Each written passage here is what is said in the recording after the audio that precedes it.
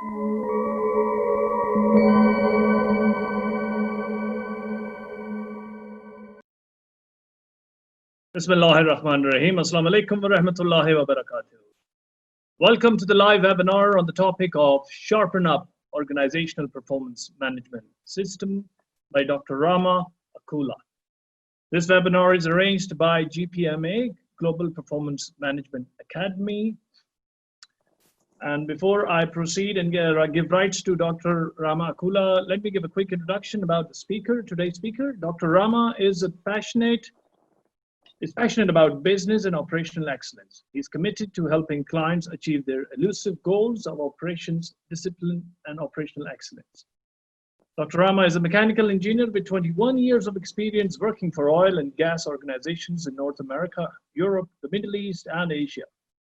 Dr. Rama gained significant recognition as a subject matter expert in plant management, QHSE, organizational strategic performance, operational excellence, HSE, and business excellence, quality management systems. Dr. Rama completed his doctorate and degree PhD in safety.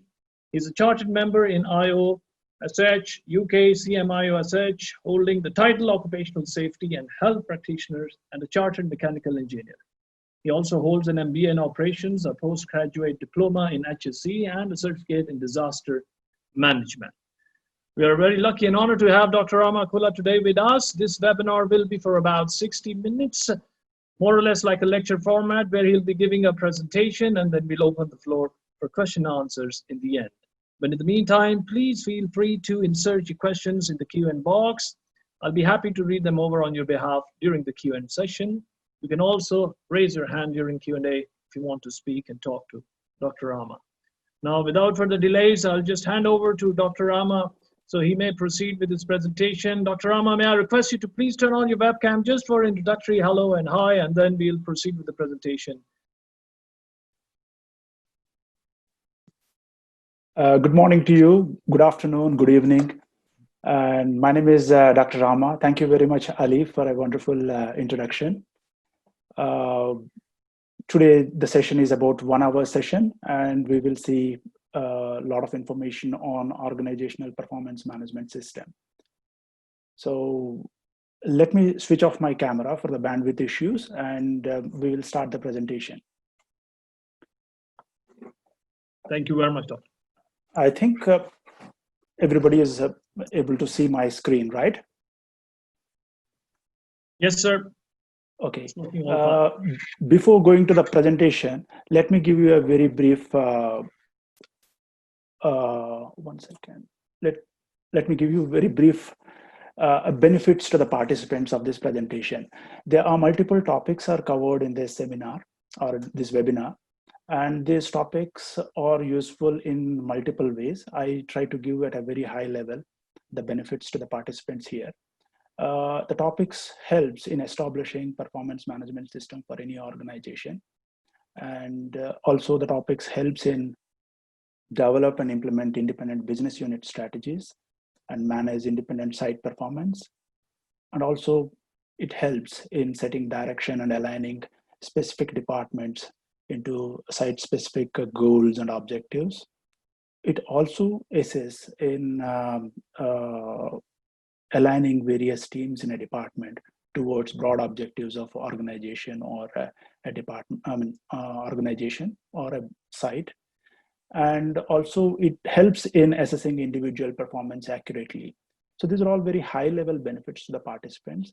This is a customizable performance management system program. It can be used for an organization's business units, independent sites, or a specific department, teams, or individuals. At any levels, you can customize the system.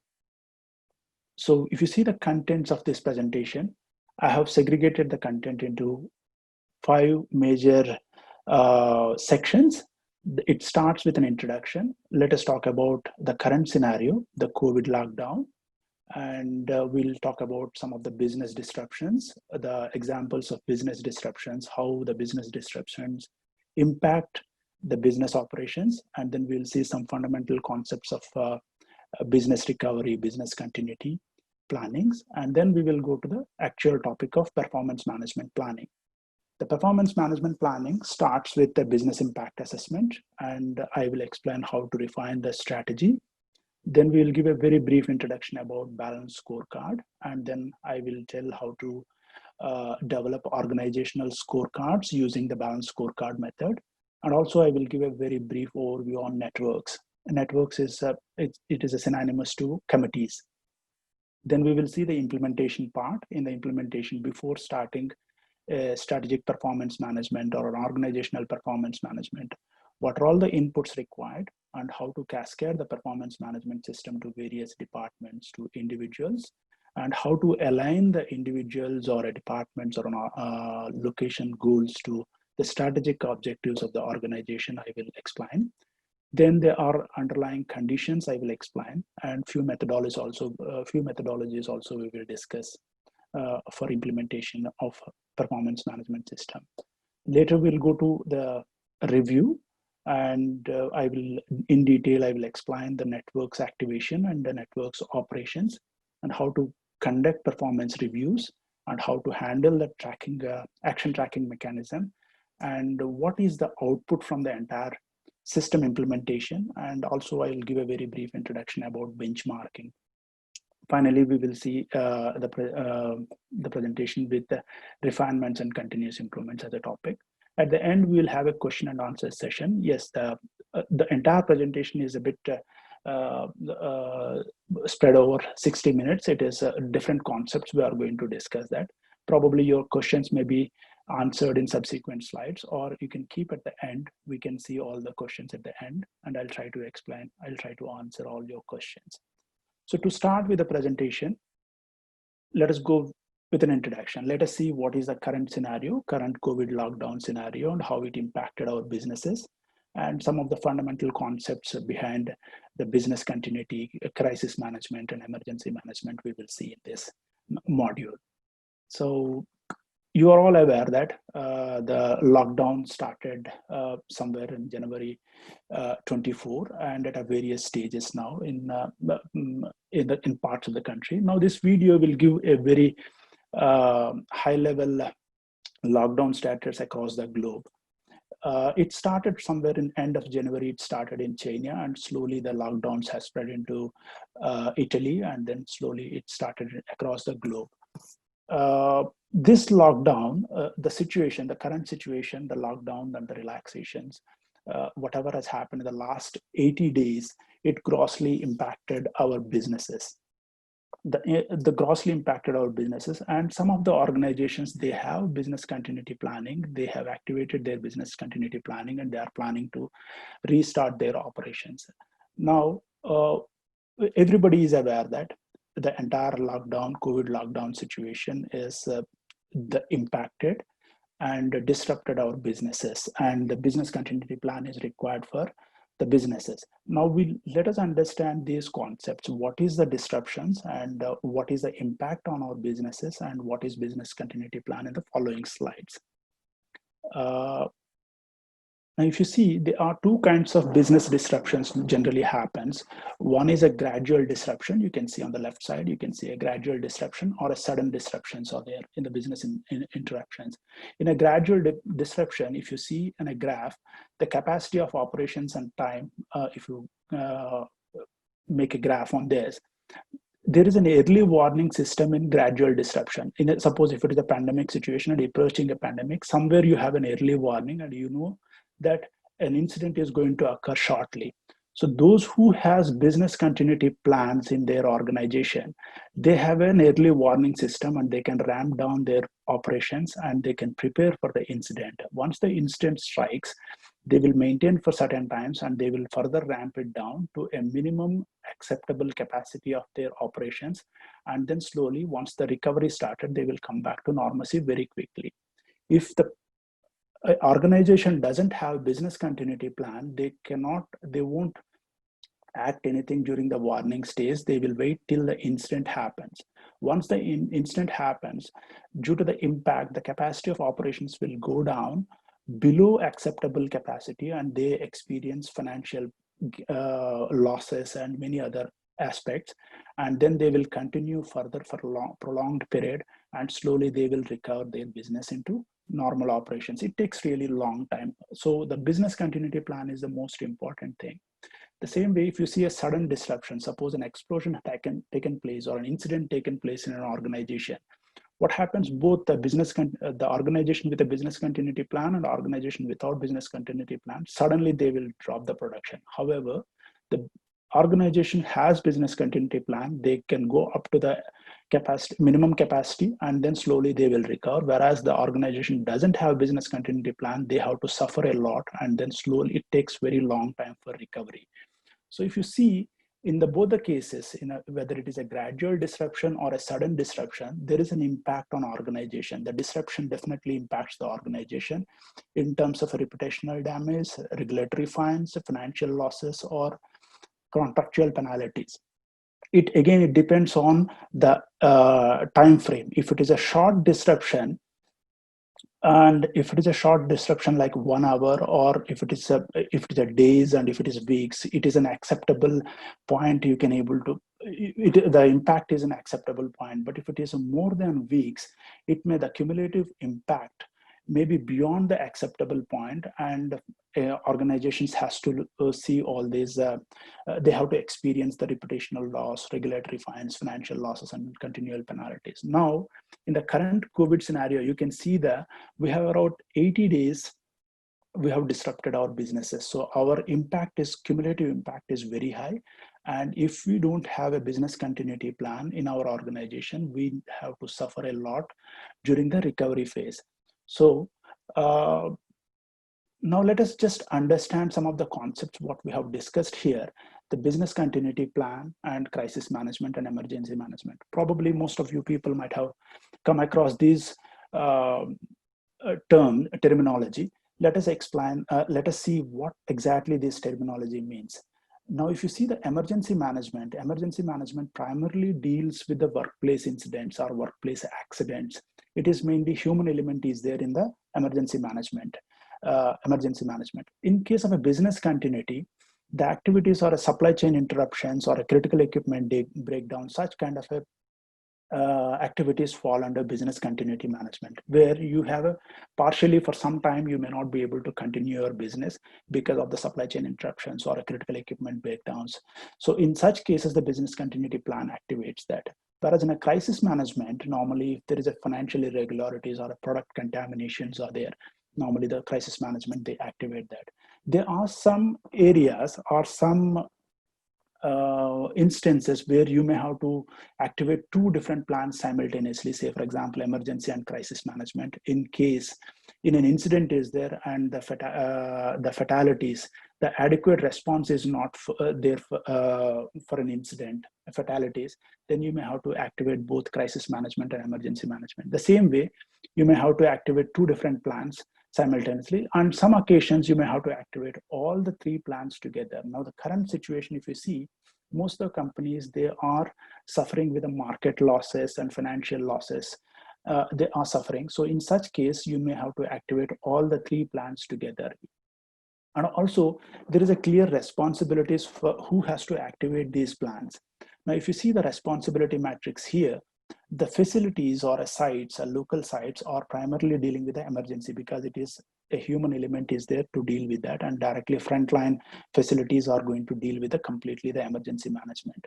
Whereas divisions or business units, they are responsible for the business continuity, and sites and facilities to some extent for executing the business continuity plans, they will also involve in that. And the crisis management is totally related to the corporate section, and business units will give inputs for developing the crisis management.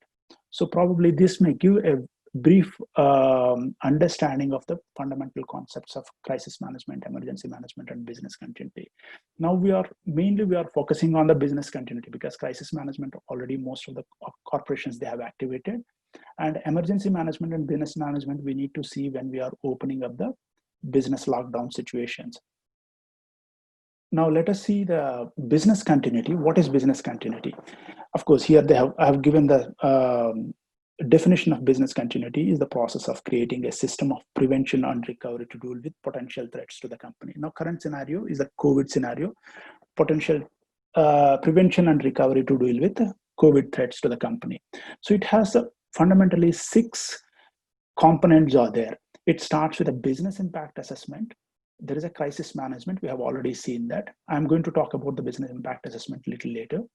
And there is an emergency management. We need to see that. This is also, we have seen that. And there is a risk assessment. Once you open up the business, what kind of risks are there?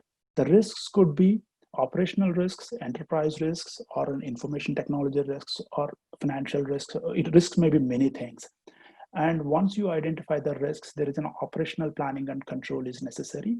And this operational planning and control, these things, impact assessment, crisis management, emergency management, risk assessment, and operational planning and control will lead to business recovery strategies. So the business continuity program has all these components inbuilt. So each component has to be dealt separately in the organization. And if you see the business recovery point of view, again, business recovery has, you start with a business impact assessment, plan the strategy, recovery strategy, and document all your strategies, recovery strategies, prioritize your activities and train your employees. And then you need to have a pre-startup safety reviews. Before starting the operations, you need to conduct some kind of a safety reviews. And then return to work planning, you need to do that. Return to work planning has hazard identification in the operations and vulnerability assessment, and then business continuity procedures to be developed. Probably you may have to develop a new procedures in the organization. And then finally, implement the return to work program, and you have to monitor and control the entire business recovery program. So this is a fundamental. I'm discussing at a very high level. Each and every activity in this has a separate, a detailed processes there to manage that. So this is the fundamentals in understanding the current scenario. So we started with the lockdown situation and the global lockdown situation and how it impacted our businesses. We have seen that, and then we have checked about various management concepts and business continuity programs and business recovery programs. We have seen that, so that we can relate the current scenario with the performance management. Now we have to go to the actual performance management and actual performance planning activity. So in the section 2, the performance planning activity, we will start with the business impact assessment and how the business impact assessment is going to affect our strategy, or how the requirements for refining the strategy we will see. From the refining the strategy, we will see the balance scorecards or an organizational scorecards, performance scorecards. And I'll give a very overview on the networks also. I'll give a very high level overview on networks. Let us see, before going to the business impact, we need to understand what is the external and internal context of an organization. Now, if you see any ISO document, these terms are very popular: external and internal context of the organization. In any organization, there is for establishing any organization, there is a purpose of the organization, and there are few products and services they serve the customers, and they have certain business activities are there in the organization, and some sort of supporting organizations like marketing, sales, maintenance, safety people are there, and also there are certain assets and resources to support the organization. The organization have suppliers and partners, and customers also exist. Now, the internal context talks completely within the organization, means the organizational activities, the departments, assets and resources, and the management team. It deals with the internal, the internal context deals with these parameters, and the external context, the remaining things, whatever is external to the organization, are all dealt with the external context. Now, the COVID scenario, you need to assess your business impact both in terms of internal context as well as an external context. So if you see that, before going for any business impact assessment, you need to identify your scope, whether you, what is the internal context and external context, you need to define properly. You need to identify team members who can do the business impact assessment. You have to assign the roles and responsibilities to those team members, and you need to give a timelines for completing the business assessment. These are all the prerequisites for any business impact assessment. Once the team is finalized, once all the prerequisite conditions are satisfied, then the actual business impact assessment process will start. In the actual business impact assessment process, one has to identify the products and services prioritization initially, And once they identify the products and services prioritization, they have to go for process prioritization and process prioritization to activity prioritization. Once they have prioritized all these activities, they need to analyze these priorities and they have to consolidate and get a management approval for a certain changes in the organizational processes and to document these changes.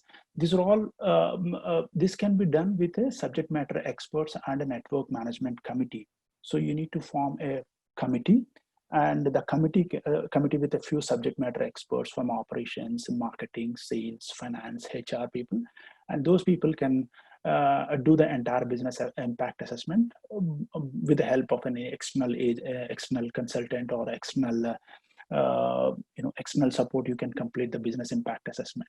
Now, if you see the business impact assessment process, when you are changing the priorities of a product priorities, process priorities, and activation priorities, these changes will definitely impact the overall business strategy.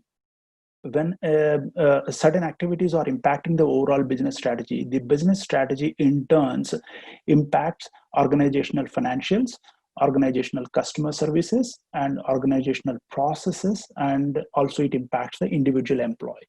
So you mean to say, if you see that the business impact assessment, whatever we have seen, the current scenario in the COVID scenario affected our businesses affected the, we have assessed the business impact assessment here, and the business impact assessment changes the strategy affects all these key perspectives in an organization. It changes that.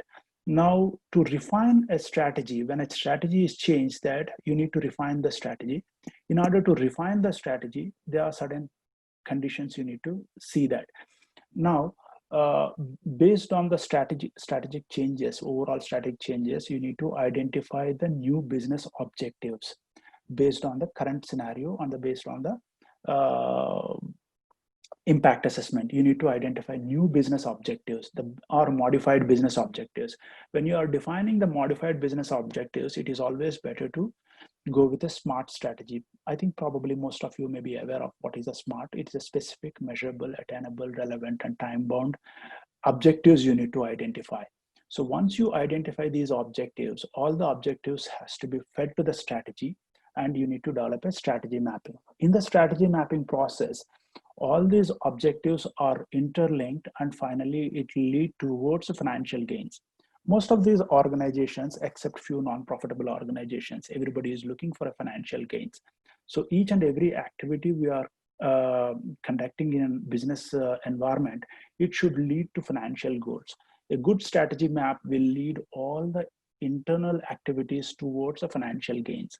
Now, as we have seen that the strategy impacts financial, customers, and operational process and employees, let us segment these four in a big buckets, and based on the objectives and based on the strategy mapping, we need to identify the key performance indicators or new initiatives in an organization under these financial, customer service, internal process, and employee involvement and growth areas. We need to identify KPIs. Now, from business impact assessment, you have developed objectives. From objectives, you have developed a strategy. From the strategy, you identified KPIs and initiatives.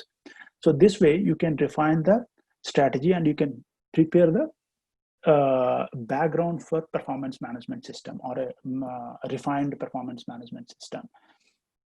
Now, let me give you a very brief overview on Balanced Scorecard. Probably most of you people are aware of what is Balanced Scorecard.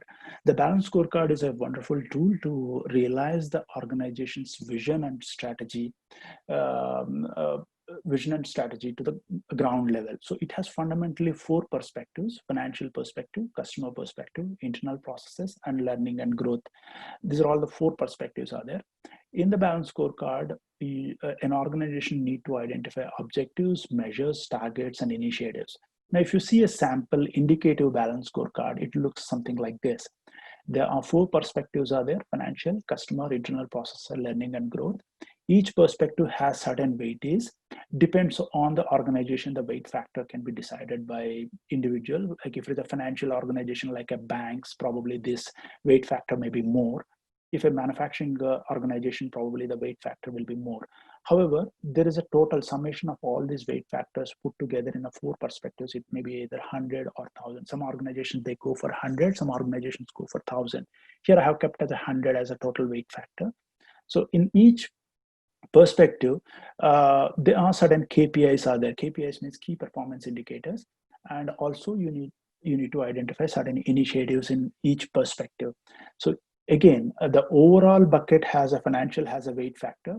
Each individual KPI has a separate weight factor for that. And the summation of all these weight factors will add to this weight factor for the perspective weight factor. It matches with the perspective weight factor. And the KPIs has an objective, it has a target, and there is a mechanism to identify or mechanism to record achieved percentage of against the targets. This is the this is a very brief, it's a simplified balanced scorecard model. So this in this webinar, I have given the balanced scorecard model for the organizational performance management. So from the next slides onwards, I will talk about these 4 perspectives and how to integrate with these 4 perspectives, the strategy and all, I will explain you. And yeah, once you identify an organizational scorecard from strategy in all those 4 perspectives, these organizational scorecards need to be cascaded down to up to the individual level. The organization scorecard will cascade down to business unit levels, from business unit levels to the location levels, locations to departments, and departments to teams, and teams to an individual. It has to cascade down that. So I will show you in the implementation process, I will show how to cascade down all these scorecards into an individual level. I will show it to you. And again, in this planning process, another critical thing is a networks or a committees. You need to have a performance management network or a performance management committee in your organization. And leaders alone, they cannot execute every activity. They have plans, and leaders and plans and people to execute result into any ideas or concepts into reality. So these, the process can be realized using these networks. The networks, an overview, if you see that, a network has a leader. He is the overall responsibility for the committee or the network, and he is an ultimate authority for managing the entire committee. In the network, there are certain subject matter experts are associated with the network as a core members. These members, probably they may come from finance, marketing, sales, operations, HR, or safety, etc. And these subject matter experts, what they do in the performance management network, they will review the organizational performance, or they will review the performance scorecards of the organization, identify the gaps and prioritize the gaps, and assign these action items to various members in the organization. And also there is a bigger group of coordinators or field members are there. These field members, normally they record the performance. They go gather the information, the data, they record the performance, and they report to the subject matter experts. And also what they do, they help in distributing the action items to the field members, and they will ensure the field members completed the action items, and they will report back to the subject matter experts. When it comes to the implementation part, I will explain how the network operates, but here I want to give a very overview of what is network or a committee. Now, if you see that, in this section we have seen, we started with a business impact assessment, and we saw how the business impact assessment affects the organizational strategy and 4 perspectives of organizational key perspectives. And we have also seen what is a balanced scorecard. It's a very brief overview of balanced scorecard and how the strategies are translated into organization scorecards, and how we need to plan from organization scorecard to individual departments to up to the team member level. And we have seen also an overview of networks. Now let us see the implementation part. In the implementation part, in a management system implementation part, you need to have a fundamental, you need to start with an inputs to the system and how to cascade the scorecards to various levels, how to align organization or a department objectives in different scorecards, and what is the underlying conditions and implementation methodologies we can see in this. Yeah, to start with inputs for the system. Yeah, the entire process, we started with a business impact assessment. Of course, the introduction, there is a business recovery strategies, business recovery plans are there. Let us start with a business impact assessment at a very high level. I want to discuss the inputs required for a system. We need to have a business impact assessment. And from business impact assessment, we need to identify the objectives, or business impact assessment, or a SWOT analysis, and some people, they call it as a pestle analysis in a normal conditions. From the business impact assessment, you need to identify the objectives. From the objectives, you need to develop a strategy, and the strategy or a refined strategy. From the refined strategy, you need to identify performance indicators. From performance indicators, you need to have a clear targets. You need to have that. So these are all the prerequisites for any performance management system implementation. Of course, there are some other things are there, like a short-term business plan and a long-term business plans also. You need to consider that. Yes, these are all the minimum required things for starting any performance management system. Once you have all these things, you have an organizational KPIs from the strategy map. From these KPIs, you need to cascade down. You need to see that whether the KPI is relevant to the business unit, then you need to cascade down the KPI to a relevant business unit. And an initiative is relevant to a specific business unit, you need to cascade down to a specific business unit. Those initiatives has to cascade down. That way, you need to from organization, you need to cascade down the key performance indicators to business unit. From business unit, you need to put into locations to departments, and departments to individuals. Even when you are assigning the initiatives has to go at a various levels, but everybody has a certain targets at the end. When you roll up all these things, the initiatives or KPIs are towards the organizational broad objectives. So you need to cascade down. So you may have to develop multiple scorecards at various levels, depends on the organization complexity and the number of employees. You may have to develop multiple scorecards. Once the scorecards are there, like if you see that alignment, an individual member, say for example, a member is a mechanic is there. Mechanic is supporting a field equipment group. The field equipment group is a part of maintenance department. Maintenance department is a part of a Canadian business operations. Canadian business operation is a part of oil exploration. Oil exploration may be a part of a corporate of a big, large oil and gas corporation. Like you can see, a mechanic work, you can align with the corporate objectives.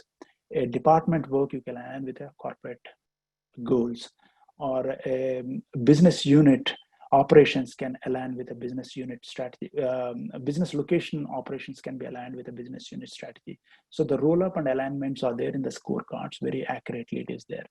Again, we have discussed about an overview of a network, and there is an HR department is there to look after the performance management of an individuals. For an individuals, the HR department look after the performance, whereas for a corporate or a department or a location or a business unit, networks will review the performance and they will adjust and fine tune the performance management system. So this is a roll up of a scorecard. Now let us see some of the conditions for implementing performance management system. In a performance management system, human resources development, HR department plays a major role, and also as I mentioned that networks plays a major role in implementing a performance management system. You need to define clearly the roles and responsibilities of a networks, network members, and network associates. At the same time, HR department roles and responsibilities you need to define clearly, and also you need to identify what is in it for me. WIFM they call it as, and you need to link this WIFM with a successful performance management. Most of the organizations, they are not effectively link the what's in it for me with their organizational performance management system, and it leads to the system failure. Some of the examples of what is in it for me is, you can see that it is a motivational factors for the people to perform. So performance linked bonuses and recognitions, promotions, probably a succession plan for a leadership or a knowledge enhancement, training. These are all some of the motivational factors for anybody. These motivational factors should appropriately link to the performance management system, and there should be a system to accurately measure the employee performance, individual employee performance. I think balanced scorecard will give a very accurate a measurement, and it can be used for benchmarking also very easily. There are certain examples are there which are like suspension of work, changes to existing scope of work. Also, to some extent, it helps in improving the performance, but these are all the negative. There is a negative impact is there, and normally the organizations, they won't apply to the individual employees. Some organizations, they apply to the contract departments or contracts, they do that. But these such kind of a negative motivational factors, we should not use into that. It is not recommended to use such kind of parameters. We should not link it to performance management system. Now, as I mentioned, in the performance management system, there are two things. One is the KPIs, means key performance indicators. The other one is an initiatives. You have two different things are there: key performance initiatives and key performance indicators, and initiatives are programs. Now, how to implement any program or any key performance indicators in an organization? Here you can see that. For example, if you see performance indicators, all the performance indicators, whatever it is there in the balanced scorecard or in your organizational scorecard, should be supported with an appropriate work plan. Say, for example, a training plan, an annual training plan is an example. So it has to develop an appropriate work plans, and there is you need to implement those work plans in the organization and periodically report the performance. Maybe it depends on the organization system, maybe monthly, quarterly, or half-yearly. They need to report the performance management system and periodically review the effectiveness of those performance indicators. Adjust if there is any requirements out there, adjust if you need to fine-tune the targets, and again, go for the next work plans. So the cycle continues. So this is the methodology for implementing any KPI in an organization. If you see a program or an initiative, if you start a new program or a new initiative, like employee satisfaction survey or behavioral-based safety, if you want to initiate a program or a objective, it has to start with a charter. You need to identify the scope of the initiative and the objectives of the initiative, and then develop implementation plans for those initiatives, develop documentation, a detailed documentation. You need to explain what is expected out of the program or initiative and how to achieve that objectives. You need to document that and train all the associated people in those documentation and the process. Develop milestones. You need to identify milestones for achieving a certain objective or a certain initiative. You need to identify milestones, or some places they call it as a performance indicators. These performance, then you need to implement the program. Once you implement the program, periodically review the program effectiveness and refine the performance indicators or milestones. You have to refine that. So any initiative you want to implement in an organization, this is the process you need to follow that. So these are all two basic methodologies for implementing any performance indicators or initiatives in an organization. Now, if you see the recap of this section, we started with inputs to the system, and then we have seen how to cascade these scorecards into different levels, and how to align an individual employee, a mechanic work to an organizational objectives. And we have also seen underlying conditions and what is in it for me. And finally, we have seen certain implementation methodologies, basic implementation methodologies we have seen in implementation. Now,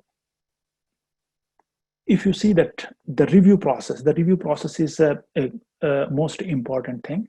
So I'm trying to take you through the PDCA cycle. I think some of the people who understands the ISO concept, the PDCA is a critical thing. So I'm trying to take you through all the PDCA process here. In this review process, we will see how to activate network and how the networks operates, and how to conduct a performance review, and how to assign actions and to various teams, departments, individuals, and what is expected out of the system, and how to conduct benchmarking, how to establish benchmarkings in performance management. We'll see in this. To start with the network activation, before activating a network or a committee, you need to identify certain things. They have certain phases are there. The first phase is to identify the scope of the network. You need to identify the scope of the network and objectives of the network, and you need to document clearly. Then you need to identify subject matter experts, and you need to identify the scope of the network and objectives of the network, and you need to document clearly. Then you need to identify the for the network. As I mentioned to you, it has a leader, network has a leader, subject matter experts, and field coordinators. These are all the key people in the network. So you need to identify the people and train the members appropriately for the entire network operations. Once you train them, induct them into the network operations, and then assign appropriate roles and responsibilities to those network members. And those network members will start working in the network, and they will streamline the operations, network operations. They conduct meetings, they record minutes, assign actions, reviews, and all kinds of activities they do as per the network scope and objective. And they manage the action items, meetings, and the establishment. They manage that, and finally they refine that. So the network activation has certain phases, like starting from the scope selection to the scope identification to the selection of the members, training, inducting them, and managing them, and refining the entire network operations. This is the network operation runs. And in the operations point of view, all the fields or various field conditions, they work on these performance indicators, and field teams normally record the performance. These performances, the field performance records are captured by network coordinators, and they report to the network team members. The network team members review, identify gaps, action items, and generate a report, and give that report to the network lead for an approval. Once the network lead reviews the report and check the gaps and action items, and with the help of network members, he approves that, and he sends back the finalized report back to the network team members. These network team members, after approval of the report, they will identify action items, they prioritize the actions, and they assign to various teams in the field. Those action items, prioritized action items, are collected by the network coordinators, and they distribute to the team members, and field teams completes the action items. Again, they record the performance, and again, the cycle continues that. So the networks or committees operates in the same fashion. We will see some of those activities in detail in the coming slides. Even one of the critical thing, one of the most important thing for a network members is to conduct performance reviews. You have many scorecards in an organization, and all the scorecards are comes to the network members for a review. So the review process also, it should be robust and it should be systematic. There are two kinds of the reviews are, maybe they can conduct on initiatives or programs they can conduct, or key performance indicators, they may have to conduct the reviews. So for conducting a review, the systematic process is, for a key performance indicators, they have to start with the results, whatever the performance results from the field, whatever they have collected from that. They need to check the approach, whether the field has approached in obtaining the results in an appropriate way or not. They need to identify. First, they need to see the planning process. They need to see, and then they have to check whether the deployment of the indicators, the approach is proper or not. They need to identify. They have to check whether they are periodically assessing that, whether they are refining the assessment process. There is a refinement process existed or not. They have to see, and again, the cycle continues that. And when it comes to an initiative, the initiatives or programs, you need to start with whether the initiative is a sound and integrated with the planning or not, whether it is deployed structured manner or not. You need to see efficient supervision and reviews are there or not, and whether they are identifying gaps and the gaps are prioritized properly and they close the gaps, and whether they are refining or not. You need to see that.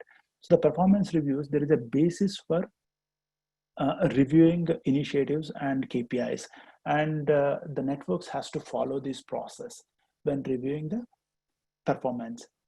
And once they have conducted the review on scorecards, they will get a list of action items. Now, all the performance management system, we have under 4 major headings. We have done 4 major perspectives. We got the scorecards. The action items also, they will segregate into 4 different categories: the financial categories, customers and internal perspective, and growth categories. These action items, they need to put into a priority matrix to identify what is first priority, what is the last priority. They need to identify that. In order to keep it onto a priority matrix, they need to identify what is the high risk, the actions resulting high risks, and actions requires a high effort or a low effort. They need to see that. So all the first priorities, when there is a low effort and high risk is there, it comes under first priority. High effort and high risk is in the second priority, and low risk and low effort is third priority, and high effort and low risk is a fourth priority. It comes there. So all these action items, they have to segregate into this priority matrix. Once they have segregated, they can assign this action to the individual team members. The networks will implement into the, they will assign this to the team members. Now, if you see the systems, what is the inputs and outputs to the entire performance management system? If you see, the inputs for the management system is a vision, objectives, strategies, SWOT analysis, special analysis, and all those things, and strategy map, short-term plans, initiatives, KPIs, and previous network meetings, status of action items. Updated scorecards are the inputs for any network, and the network output is performance strengths and gaps they will identify, list of actions, and they do the prioritization.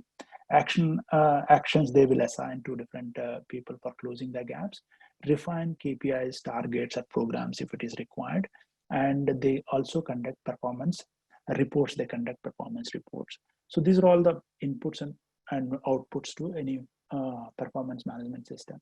Now it comes to the benchmarking of the performance. As I mentioned that in the balanced scorecard, you can align individual objectives with an organizational objective, and also department objectives with organizational objective precisely.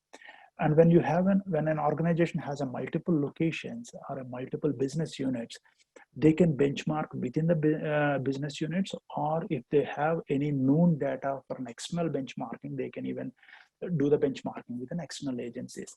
The balanced scorecard helps in benchmarking these activities very accurately, because in the balanced scorecard, you are quantifying all the results to against a specific number, whether it may be 100 or 1,000. You are quantifying the scorecard result, whether it may be an individual or a department. So if you use the standardized scoring method and the standardized approaches, what we have discussed earlier in analyzing and reviewing the performance indicators and initiatives, you can easily benchmark between departments, between business units, between individuals. You can easily benchmark with the scores. You can do that. Also, when you are verifying an individual scorecards, the trends, targets, trends, benchmarks, and justifications for the trends, you need to focus on that while doing this benchmark. And you need to see whether they are accurate, whether they are sound, whether they are integrated with your system. You need to see that. So these are all some of the things you need to consider for benchmarking a performance. Yes, now the section is, we have seen network activation, how they perform the networks in an organization. We have seen that. And performance review process, we have seen. And action management, how the actions are derived out of performance review. And we have seen that what is the inputs and outputs of the management system. And finally, we have seen the benchmarking of the scorecards we have seen in this short section. Now, the final section is a simple section, actually. This is a refinement and continuous improvements. So the networks plays a lead role in continuous improvements and refining, and they are leading as an advisory role. And normally the networks, after conducting the reviews, they can identify the refinement and continuous improvement activities, continuous improvement, scope for continuous improvement in objectives, strategies, KPIs, and also they can refine the targets and overall program objectives or any implementation plans they can identify, and they can assign through field coordinators to various members. They can do that. So refinement and continuous improvement process is also part of your network. So with this, almost we have completed the entire presentation. It is a heavy and many concepts are discussed in this presentation. If you see from the starting, if you see, We started with a COVID lockdown situation, and we have seen what is business interruptions, and checked some of the fundamental concepts of management concepts. Then we have seen what is business continuity and what is business recovery, and it led to our business impact assessment. From here, the planning process started. Once the business impact assessment is there, you need to refine the strategy. Once you refine the strategy, you need to develop organizational scorecards, and you need to plan for the networks in your organization. And then when it comes to the implementation part, you need to see what is the inputs, the prerequisites for any organization to establish a management system. You have seen that. And then how to cascade these business objectives into a department level or an individual level. We have seen that. How we need to align an individual to a department objective or an organizational objective. We have seen that. Subsequently, we have seen what is in it for me, like conditions for motivational factors for performance management. We have seen, and various methodologies for reviewing KPIs and initiatives. We have seen that, and how to activate networks and network operations. We have seen performance reviews, how the networks has to conduct the performance reviews. We have seen that. And once the action items are there, how to deal with the action items, how to prioritize the action items. We have seen. Then we have gone for the system output and benchmarking. We have seen, and finally we have seen the refinement and continuous improvements. We have seen that. So this is a lot of concepts were discussed in a very short 1-hour presentation. And if anybody wants any further reference, they can go to an international standards. These are all some of the international standards you can refer to. But these standards are mainly focused on business impact assessment and business continuity plan management, but they may not be on a balanced scorecard.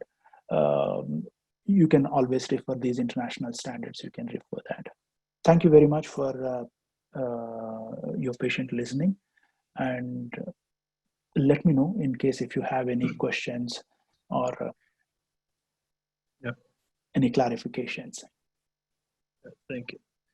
Thank you very much indeed, Dr. Rama, for a very, very intriguing presentation, and thank you for turning on the webcam. So folks, we are now ready for Q&A session. If you have any questions, you could either insert in the question and answers box. There's a Q&A box on your console. Please feel free to insert your questions, or you could equally raise your hand. There's a hand icon available on your console, mobile consoles, webinar consoles. So you can raise your hand and I'll unmute you so you can even have an audio conversation with Dr. Rama. Let me quickly go to the question box for the first one from Dr. Mohamed. Could you please explain the internal and external benchmarking processes, Dr. Rama? Okay. Let me go back to the presentation once.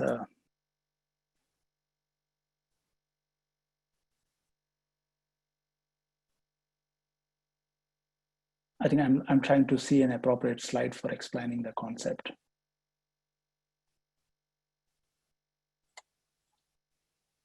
Yeah, now if you see this, the cascading performance. Now what happened, the organizational scorecards are there, and the organizational scorecards we have cascaded down up to the individual levels, we have cascaded it down. Now, the performance scorecards, as I mentioned that every scorecard, if you see whether it is an organization scorecard or an individual scorecard, it has all 4 perspectives are there. Suppose if, and these 4 perspectives are with the weight factors are there, and the summation of this weight factor, it is going to be 100 that. In this case, it is 100. So organizational scorecard is measured against 100 score, and as an individual also it is measured against 100 score, and between departments, everything is between 100 scores.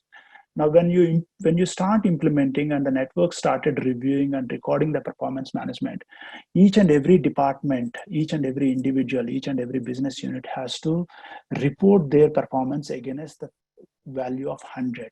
So you can easily benchmark between 2 different departments. You can have a score of actual weight factors when you calculate actual weight factors. And if you check that, you can distinguish between 2 different departments. You can easily compare. Probably this department may be 87%, they might have got that out of 100 marks, and this department may be about 76. You can easily benchmark between 2 departments. The same way, between 2 individuals, an individual might have recorded his performance of about out of 100, he might have recorded about 110. Sometimes they may go beyond their targets, right? 110. Another employee has recorded only 97. You can easily benchmark within two different employees. You can benchmark that. So balanced scorecard will give the flexibility to compare between employees, between departments, between different people. And suppose an external benchmarking when other organizational, similar kind of say for example, you are a financial institution with another financial institution you are comparing. A bank with another bank is comparing. This bank is implemented a balanced scorecard and they are measuring out of 100. The other bank is also measuring out of 100. You can compare within two different organizations external to your organization. Also, you can compare very accurately and very in a scientific manner. I hope I answered your question. Thank you very much, Dr. Rama. Let me move to the participants. We have a few callers who have raised their hand. The first one is Brother Allah Abdul Hadi.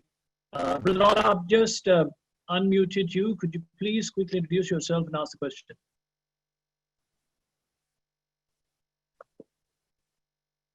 Yes, Brother Allah. Thank you. Thank you, Dr. Ram, for your beautiful presentation. This is Al from Canada, where everybody now is changing their lifestyle and work from home. Since we now realize the importance of business continuity program, I'm wondering how can I establish a business continuity program in my organization?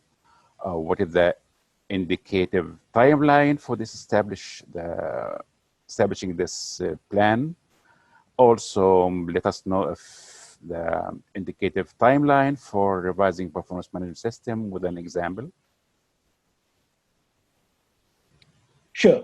Mr. Allah, I will give, actually, I have developed a few backup slides because normally when we implement this system, people, they ask about the timelines and implementation process, they ask that. But we need to understand one thing, depends on the complexity of the organization, depends on the employee size, the team size. These things vary from company to company. And I'll give some examples I will try to give. I think you have asked about business continuity. Yeah. See, now if you see that in your, with reference to your question, the business continuity plan is the most important. Can you see my slides? I think you can see my slides, right? Yeah. Your business continuity plan is most important because if the organization doesn't have a business continuity plan, the recovery will take a longer time and they need to face a lot of impact from the business disruptions. So business continuity is most important. And when you establish this business continuity plan, as I mentioned to you, like you need to have certain kind of, the components you need to require, like you need to conduct a business impact assessment, crisis management, emergency management, risk management, operational planning, and business recovery. You have to do that.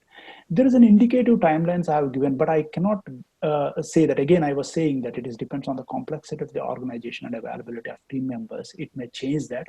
Probably it may take about 6 months. It may take for business continuity and business continuity operation.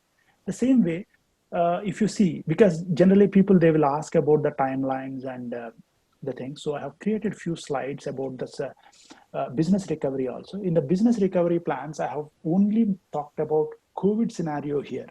The COVID scenario, if you want to do the entire business recovery, documentation, training, and work plans, and you need to hazard assessment, vulnerability assessment, and all if you want to conduct, it takes roughly about 2 to 3 months time. Again, I was telling that it depends on the complexity of the organization.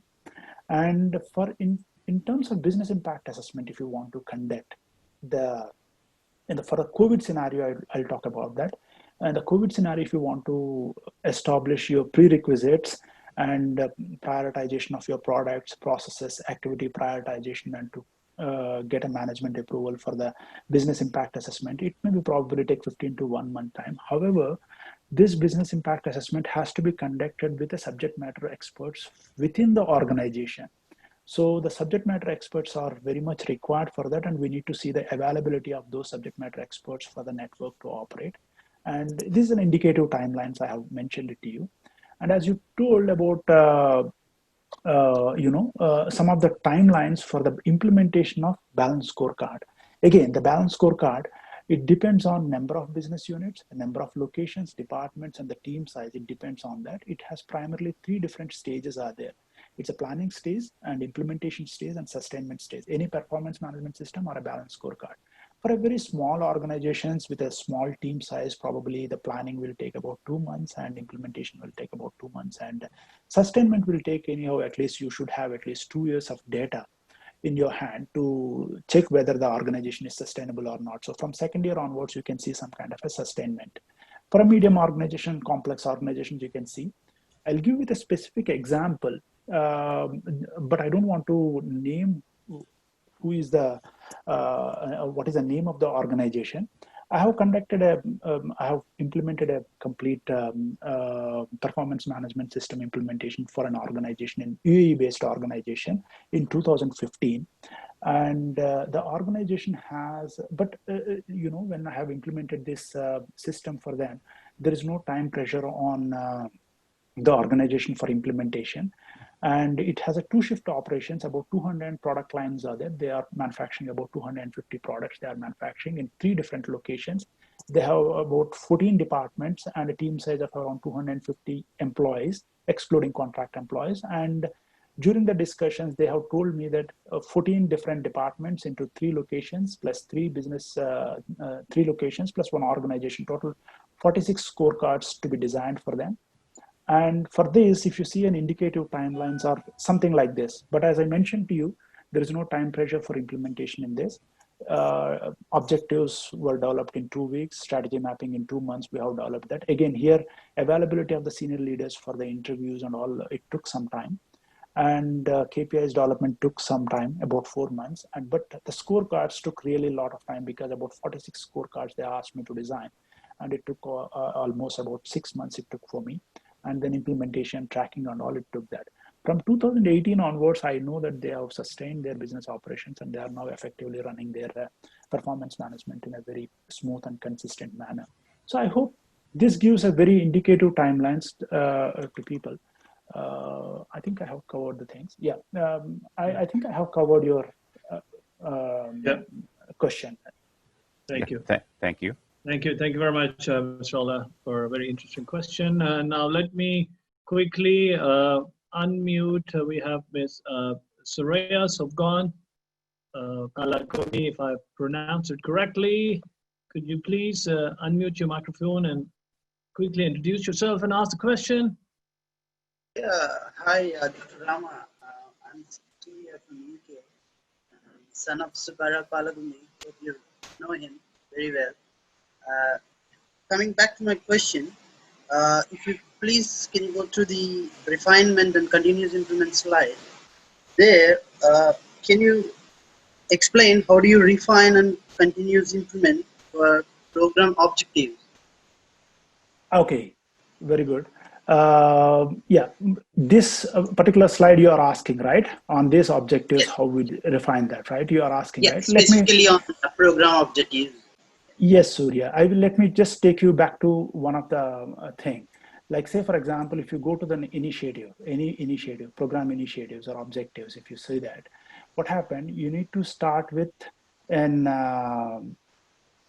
any initiative or a program. If you start with whether it is a planning is a proper or not, whether it is a sound planning is there or integrated is there, whether it is an initiative has a deployed properly or not, whether it is an initiative or a strategy, even you can take as a strategy as an initiative or an objective as an initiative, you can take that, whether the objective is properly identified, whether they have done a proper business impact assessment as a backup for that, whether you have implemented after implementing the strategy, after identifying the strategy, whether you have implemented properly with an efficient performance management system or not, and whether you are supervising efficiently with an efficient network or not, and these gaps are identified in the network, and the gaps identified are prioritized and close the gaps in appropriately with the field teams, and the field teams and the networks sat together and refine the performance improvements or not. We need to see that, and we need to put back into the strategy. Once you refine, like say, for example, now you wanted to have a sales target of about $1 million for 2020, but because of the COVID situation, about 80 days, if you have lost that, it is an external factor. It is not an internal, any internal disturbance. So now you know that you may not be able to achieve 1 million sales target, and you're pretty well, you have a smart objectives are there, right? I was talking about, you know, pretty sure that, let me go back to this one. Yeah, you know pretty sure that it's a specific target, measurable target, but it is not an attainable target. You need to refine the target, you know, the targets, you need to refine that. These refinements will be given by the network members because they are the subject matter experts and they have unbiased and they have seen across the organization. They will refine the targets and they will propose to the management that the network lead, they will propose. I remember I showed you, right? These network members, they will propose to that and the lead will take the authority. Lead means nothing but the CEO or a general manager, and they will refine the targets. That way they need to refine, you know, the targets. So I thought, I think you got my. Yes, you got thank you very much. It was an interesting session. Thank you. Thank you. Thank you very much, Soraya, for asking a very interesting question. Now let me go back to the question box. We have another one from Guntuko. Guntuko. The question is, networks are internal to an organization or external? It's another good question, Guntuko. What happened? Networks can be both internal and external, but here in this presentation we talked about internal network. Now you remember the first question the person asked me, whether do we need to go for an external benchmarking or internal benchmarking. So now if you want to do an external benchmarking and if you want to have an external data, you want to collect that, you may have to have an external network. But in this presentation, we have discussed only internal networks, but external networks are for development of the sector, Say, for example, if you are working in oil and gas industry, you have an external network for developing the oil and gas sector in the country or maybe in the globe. But internal network is purely for focusing on the internal organization. You can establish networks for both internal as well as external. Thank you. Thank you very much, Guntuko. And let me move to another one from Brother Adil Al-Kaf. The question is, I think this system is suitable for profit organization. Do you think this is suitable for non-profit as well? Well, it's a good question. Like we have told everything that strategy mapping when we are doing. Let me go back to the slide on the strategy mapping slide.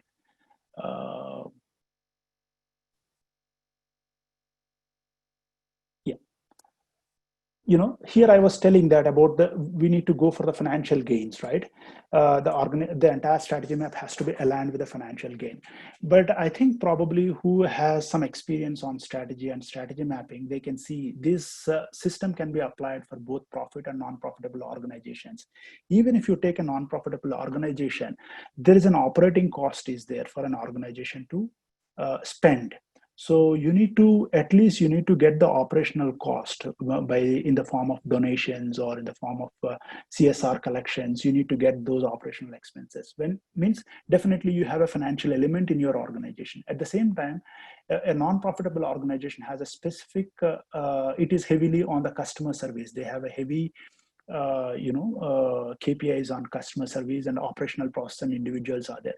So even for a non-profitable organization, even though if it is not on the financial gains, at least whatever is coming to the organization, it is not going, you can balance whatever the income and the expenditure, you can balance even in a non-profitable organization by implementing this balance scorecard. Thank you. Thank you very much.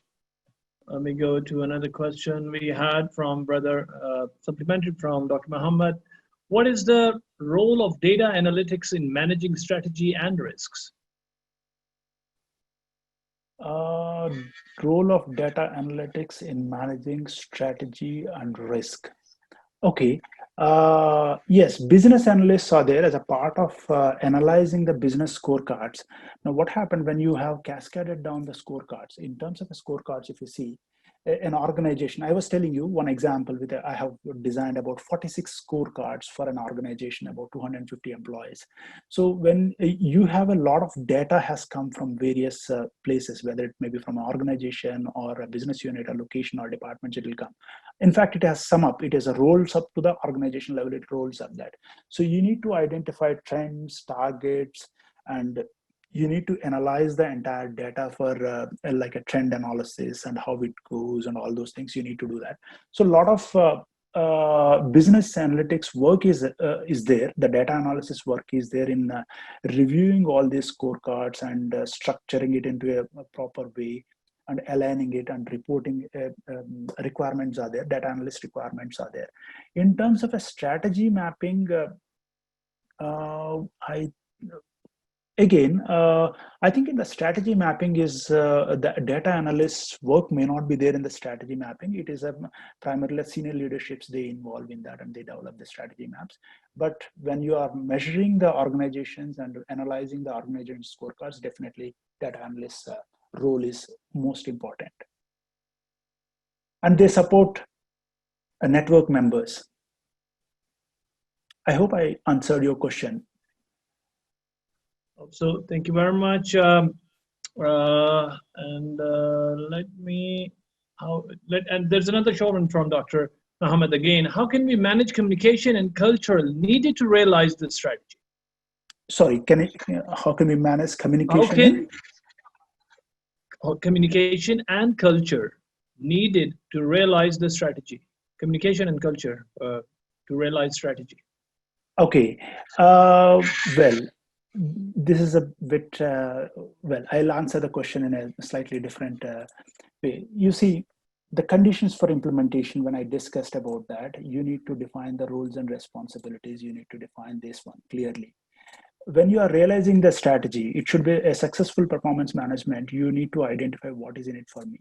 There are, when it comes to a culture, the cultural aspects are important, and of course sometimes you need to, if you can able to identify the culture, what culture is demanding in the performance management system, if you can able to define here, I think you can easily link with that. And the communication part, when it comes to that, in any methodologies, when you are implementing any communication, see that developing the documentation and the training in case of any initiatives when you are implementing, the training plays a major role. And also you need to document the things, implement the implementation plans, developing the charter. These are all the things we need to communicate properly. Even if you see the development of work plans, implementation of work plans, at this stage, the communication really plays an important role. And you need to identify the what's in it for me, and you need to link successfully with the performance management system. I think, yeah, again, it depends on, we need to see exactly what kind of issues you are facing currently in the communication, what kind of issues you are facing with the current culture we need to see, and then we can integrate with the performance management system effectively. Thank you, Doctor. And if you allow me, I know we have exceeded the time limit, but can we take one or two questions? I'm good. Yes, I can take. All right, thank you very much. There's another one from Shailesh. The question is, does the process of conducting business impact assessment differ based on the size of the organization? Exactly. I think it is a good question.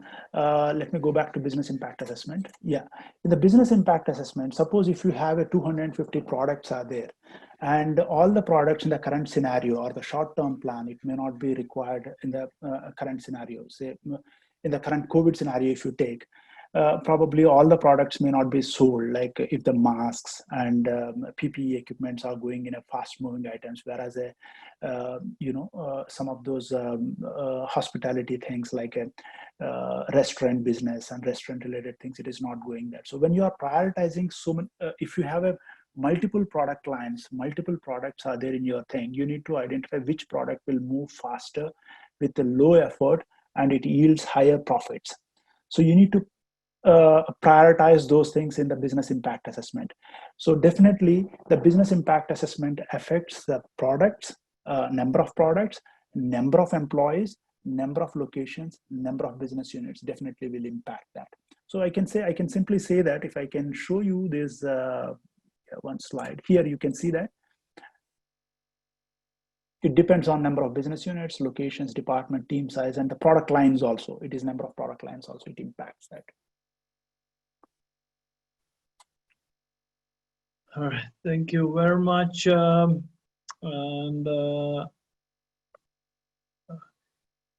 There's another question, if possible, can you at a later stage, doctor, also present a case study on using the balance scorecard? I mean, there's a demand coming in already now. Yeah, I think definitely this is an example, but I can take a case study as this example I can do, but I need to take permission from the organization without giving the information much in details about the organization. I can show you how to implement balance scorecards right from developing objectives till sustainment. I can give a complete end-to-end case study. I can definitely do that. All right, there's a supplementary from Guntoku. How your consultancy support the implementing of the balance scorecard and model and business continuity plan in organizations in the context of COVID-19? Very good. This is a good question. Actually, the organizations now, especially when they have a cost-cutting measures and when they have a lot of cost reduction measures, they need not rely continuously on an external consultant. But in this process, you might have seen that I have heavily emphasized on networks. So once you establish the network, you need to have consultancy requirement for establishing a network, planning and implementation. Once it is implemented, I think your networks will take lead and they will go for the sustainment. But at least depends on the organization size. You need to have these stages. Let me go back to the first slide. At least in the planning stage and at least the implementation stage and review stage, at least one review cycle, you need to involve a consultancy and to establish your networks, to establish your operational network operations, performance review and all you need to establish, and then refinement and continuous improvements and all will take forward. So yes, and the consultants, when it comes to the business impact assessment, as I mentioned to you, business impact assessment consultant will bring all these parties together and he can facilitate in the process, whether it is a business recovery, whether it is a business continuity or business impact assessment, consultant will do your work. And it depends, again, you need to identify which standard you want to take it, whether do you want to conduct as per NFPA 1600 or whether it is a NFPA 22313 or ISO 22313 or whether you want to conduct with 22317. You need to decide that. The consultant will help you in meeting all the requirements, compliance requirements of these standards. Yeah, consultants will play a key role in mainly for the planning, implementation, and review stages. And refinement and continuous improvements, I think your networks will take lead at a later stage. Well, that really brings us towards the end of the webinar. I really want to thank you, Dr. Ramakula, for your time, and especially on behalf of GPMA, the Global Performance Management Academy, that you've taken the time to appear on this platform, on our virtual platform, to deliver this live webinar, which indeed turned out to be quite an interactive based on the number of questions people have been asking. In fact, we've been receiving a lot of requests for you to deliver another webinar on the topic of strategic risk management. So I hope we will be able to remain engaged. And we are already inviting you to deliver another webinar, subject to your availability and time as per your convenience in coming weeks. So once again, thank you very much. Any quick concluding remarks that you would like to give before we dismiss out? Yeah, I think it is a very interactive and good session. It is, and definitely as per the request, we can conduct additional webinars. We can see what is the schedule's availability and we can do that. Yes, if anybody needs any guidance in performance management system or a safety systems or a excellence like a PDCA cycles and other things, if you need any kind of a support or anything, definitely they can come through you or they can write to me and we can support them. And thank you very much for your time. And once again, thank you very much for organizing this webinar, and for the participants. Also, thank you very much. Good day, good evening, or good night to all the participants. Thank you so much. Thank you, sir. Thank you indeed, and thank you for being an early bird. I know it's quite early at your end, and I really appreciate your time and support once again.